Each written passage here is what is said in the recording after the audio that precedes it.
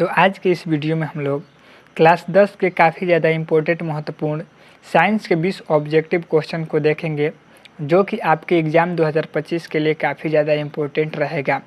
तो आप लोग वीडियो को एकदम शुरू से अंत तक देखिएगा और जो भी प्रश्न का उत्तर आप लोगों को मालूम है आप लोग कमेंट जरूर से कीजिएगा और अंत में आप लोग बताइएगा कि आपका 20 में से कितना प्रश्न सही हुआ है। तो चलिए बिना किसी देरी के वीडियो को स्टार्ट करते हैं।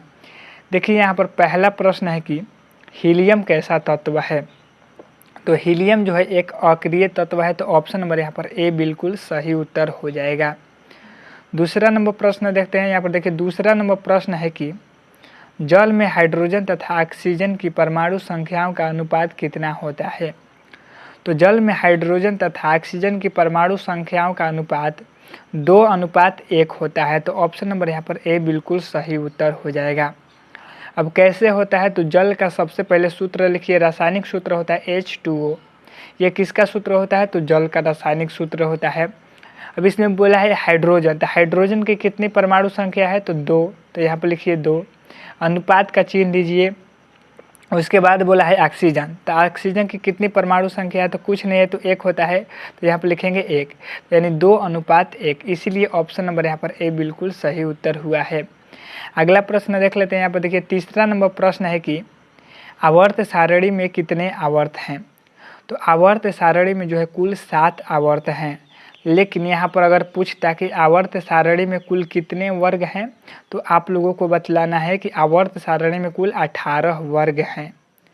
अगला प्रश्न देखते हैं। यहाँ पर देखिए 4 नंबर प्रश्न है कि सिलिका क्या है। तो सिलिका एक उप धातु है। ऑप्शन नंबर यहाँ पर सी बिल्कुल सही उत्तर हो जाएगा। अगला प्रश्न देखते हैं। यहाँ पर 5वां नंबर प्रश्न है कि OH क्रियाशील मूलक कौन है। तो इनमें से OH क्रियाशील मूलक कौन है, तो एल्कोहल होता है। तो ऑप्शन नंबर यहाँ पर सी बिल्कुल सही उत्तर हो जाएगा। अगला प्रश्न देख लेते हैं। यहाँ पर देखिए 6 नंबर प्रश्न है कि प्रकृति में ऑक्सीजन का संतुलन कैसे बना रहता है।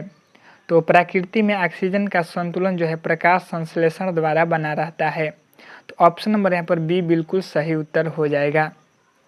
अगला प्रश्न देख लेते हैं। यहाँ पर देखिए 7वां नंबर प्रश्न है कि पौधे में श्वसन क्रिया के अंतर्गत ADP के टूटने से कितनी ऊर्जा मुक्त होती है। तो 30.5 kJ प्रति मोल। तो ऑप्शन नंबर यहाँ पर ए बिल्कुल सही उत्तर हो जाएगा।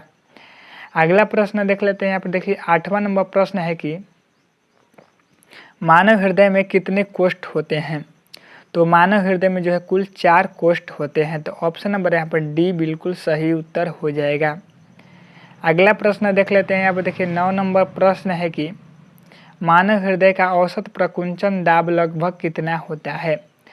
तो मानव हृदय का औसत प्रकुंचन दाब 120 mmHg होता है। तो ऑप्शन नंबर यहाँ पर ए बिल्कुल सही उत्तर हो जाएगा। अगला प्रश्न देखते हैं। यहाँ पर 10 नंबर प्रश्न है कि पौधों में वाष्पोत्सर्जन किस भाग में होता है। तो पौधों में वाष्पोत्सर्जन की जो क्रिया है वह पत्ता में होती है। तो ऑप्शन सी बिल्कुल सही उत्तर हो जाएगा। अगला प्रश्न है यहाँ पर देखिए 11 नंबर प्रश्न है कि कृत्रिम वृक्क किन अपशिष्ट उत्पादों को रुधिर से अपोहन द्वारा पृथक करता है। तो नाइट्रोजन को जो है करता है। तो ऑप्शन नंबर यहाँ पर ए बिल्कुल सही उत्तर हो जाएगा। यानी जो कृत्रिम वृक्क है वह किन अपशिष्ट उत्पादों को रुधिर से अपोहन द्वारा अलग करता है, तो नाइट्रोजन को करता है। अगला प्रश्न देखते हैं। यहाँ पर देखिए 12 नंबर प्रश्न है कि हाइड्रा में प्रजनन किस विधि से होती है। तो जो हाइड्रा है उसमें प्रजनन जो है मुकुलन द्वारा होता है। तो ऑप्शन नंबर यहाँ पर बी बिल्कुल सही उत्तर हो जाएगा। अगला प्रश्न देख लेते हैं। यहाँ पर देखिए 13 नंबर प्रश्न है कि किसी माध्यम के अपवर्तनांक म्यू का मान होता है। तो किसी भी माध्यम के अपवर्तनांक म्यू का मान होता है sin I बटा में sin R। तो ऑप्शन नंबर यहाँ पर बी बिल्कुल सही उत्तर हो जाएगा। आपको ध्यान रखना है कि sin I और बटा में sin R होता है, ये नहीं कि sin R बटा में sin R, तो वह गलत हो जाएगा। यहाँ पर ऑप्शन बी बिल्कुल सही उत्तर है। अगला प्रश्न देख लेते हैं। यहाँ पर 14 नंबर प्रश्न है कि दाढ़ी बनाने में किस दर्पण का उपयोग होता है। तो दाढ़ी बनाने में जो है अवतल दर्पण का उपयोग होता है। अवतल दर्पण का उपयोग क्यों होता है, तो देखिए दाढ़ी जब बनता है तो उसमें अवतल दर्पण का उपयोग इसलिए होता है ताकि जो है बड़ा बड़ा प्रतिबिंब दिख सके, और आपको पता होगा कि अवतल दर्पण में ही बड़ा प्रतिबिंब बनता है। अगला प्रश्न देख लेते हैं। यहाँ पर 15 नंबर प्रश्न है कि स्पेक्ट्रम में किस रंग की किरण का झुकाव अधिक होता है। तो स्पेक्ट्रम में जो है बैगनी रंग के किरण का झुकाव अधिक होता है। तो ऑप्शन नंबर यहाँ पर डी बिल्कुल सही उत्तर हो जाएगा। अगला प्रश्न देख लेते हैं। यहाँ पर देखिए 16 नंबर प्रश्न है कि विद्युत फ्यूज विद्युत धारा के किस प्रभाव पर कार्य करता है। तो विद्युत फ्यूज विद्युत धारा के ऊष्मीय प्रभाव पर कार्य करता है। तो ऑप्शन नंबर यहाँ पर ए बिल्कुल सही उत्तर हो जाएगा। अगला प्रश्न देख लेते हैं। यहाँ पर देखिए 17 नंबर प्रश्न है कि किसी कुंडली का प्रतिरोध ज्ञात करने के लिए सूत्र होता है। तो देखिए किसी कुंडली का अगर प्रतिरोध ज्ञात करना है तो उसके लिए सूत्र होता है R बराबर V बटा में I। तो ऑप्शन नंबर यहाँ पर बी बिल्कुल सही उत्तर हो जाएगा।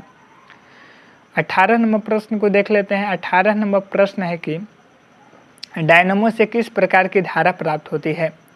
तो डायनमो से जो है दिष्ट और प्रत्यावर्ती दोनों धाराएं प्राप्त होती है। तो ऑप्शन सी बिल्कुल सही उत्तर हो जाएगा। अगला प्रश्न देख लेते हैं। यहाँ पर 19 नंबर प्रश्न है कि डेंगू उत्पन्न करने वाला मच्छर किस तरह के जल में रहता है। तो जो डेंगू उत्पन्न करने वाला मच्छर होता है वह साफ जल में रहता है। तो ऑप्शन यहाँ पर ए बिल्कुल सही उत्तर हो जाएगा। लेकिन इस प्रकार से प्रश्न पूछेगा कि मलेरिया उत्पन्न करने वाले मच्छर किस तरह के जल में रहते हैं। तो मलेरिया उत्पन्न करने वाले मच्छर गंदा जल में रहते हैं, जबकि डेंगू उत्पन्न करने वाले मच्छर साफ जल में रहते हैं। अंतिम नंबर प्रश्न देख लेते हैं। देखिए यहाँ पर अंतिम नंबर और 20 नंबर प्रश्न है कि निम्नलिखित में से कौन बायोगैस ईंधन का स्रोत नहीं है। तो बायोगैस ईंधन का स्रोत कौन नहीं है। तो देखिए लकड़ी जो है बायोगैस ईंधन का स्रोत है, गोबर गैस बायोगैस ईंधन का स्रोत है, और कोयला भी है। लेकिन ऑप्शन नंबर सी यानी नाभिकीय ऊर्जा जो है बायोगैस ईंधन का स्रोत नहीं है। तो ऑप्शन नंबर यहाँ पर सी बिल्कुल राइट आंसर हो जाएगा। तो आप लोग कमेंट कर जरूर से बताइए कि आप लोगों का 20 में से कितना प्रश्न सही हुआ। इसके बाद जो है अगले वीडियो में हम लोग इसी तरह से 20-20 करके क्वेश्चंस को देखेंगे। तो चलिए फिर मिलते हैं नेक्स्ट वीडियो में।